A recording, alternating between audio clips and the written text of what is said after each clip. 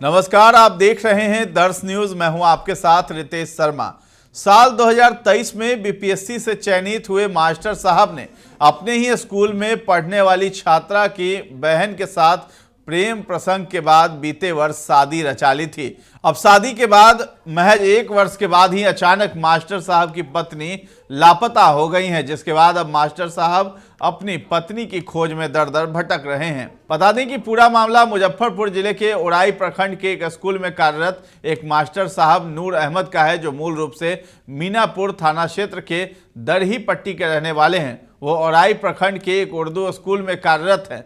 वर्ष 2023 में बीपीएससी की परीक्षा में उत्तीर्ण होने के बाद वो चयनित हुए थे और तब से वो उड़ाई प्रखंड के एक उर्दू स्कूल में कार्यरत हैं। तो बताते चलें कि उर्दू स्कूल में कार्यरत मास्टर साहब जो हैं, अपनी ही स्कूल में पढ़ने वाली एक छात्रा की बहन साहिबा प्रवीण, जो उड़ाई थाना क्षेत्र के मिसरौलिया की रहने वाली थी, उसके साथ प्रेम प्रसंग के बाद शादी रचा ली थी। लेकिन शादी के बाद से ही मास्टर साहब और पत्नी के बीच हमेशा अनबन चलती रहती थी।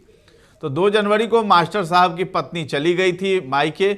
वहीं मामले को लेकर मास्टर साहब ने बताया कि शादी के बाद से ही पति पत्नी के बीच किसी न किसी बात को लेकर हमेशा अनबन होती रहती थी, जिसके बाद वो 2 जनवरी को अपने मायके चली गई। वहीं कुछ दिनों के बाद जब मैं भी अपने ससुराल पहुंचा, अपनी पत्नी को अपने साथ चलने के लिए कहा तो वो मेरे साथ आने से मना कर दी और माँ बेटी घर से लापता हो गई। जिसके 2 दिनों के बाद मैं पुलिस की मदद ली और ससुराल के पड़ोस के ही एक घर से अपनी पत्नी को पुलिस की सहायता से बरामद किया। वहीं पुलिस के द्वारा जब पत्नी को बरामद किया गया तो वो मेरे साथ आने से मना कर रही थी और कहा कि मुझे तलाक चाहिए। जिसके बाद मैंने भी कहा कि कागजी कार्रवाई पूरी करने के बाद हम दोनों अलग हो जाएंगे। वहीं पुलिस के द्वारा बरामद किए जाने के बाद जब पत्नी ने तलाक की बात कही तो मेरे द्वारा भी उस चीज को सहर्ष स्वीकार कर लिया गया। बावजूद इसके वो कई बार मेरे यहाँ आई और गई, लेकिन अब वो ना तो अपने मायके में है और ना ही वो मुझे मिल रही है। मेरे मोबाइल नंबर को भी उसके द्वारा ब्लॉक कर दिया गया है। अब जब काफ़ी दिन मेरी पत्नी को मेरे यहाँ से गए हुए हो गया है, तब एक बार फिर से मैंने अपने ससुराल